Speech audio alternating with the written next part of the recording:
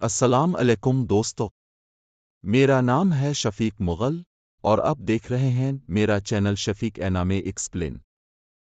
آج ہم بات کریں گے کہ تیسرے ایپیسوڈ کی، جہاں کہانی میں نیا موڑ آتا ہے اور علیشا کے راز کھلنے لگتے ہیں۔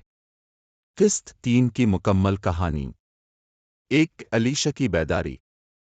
ایپیسوڈ کا آغاز علیشا کی ہوش میں آنے سے ہوتا ہے۔ وہ پچھلی قسط میں پل سے چھلانگ لگاتی ہے، لیکن چونکہ وہ ایک اینڈڈ ہے اس لیے زندہ بچ جاتی ہے۔ 2 کا نیا روپ۔ کلن یعنی ایک کتے پپی کی شکل میں ظاہر ہوتا ہے اور علیشا کے قریب ہوتا ہے۔ وہ اس کی رہنمائی کرتا ہے لیکن اپنے اصل ارادے چھپاتا۔ 3 غلاموں کے گروہ اکروز۔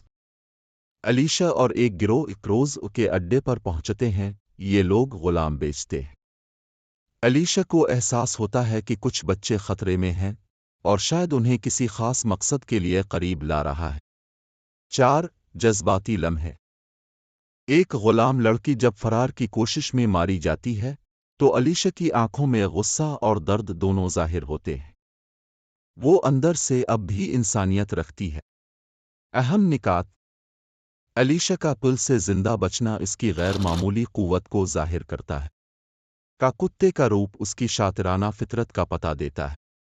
غلاموں کی دنیا سے کا تعلق ابھی مکمل واضح نہیں، مگر خطرہ بڑھتا جا رہا ہے۔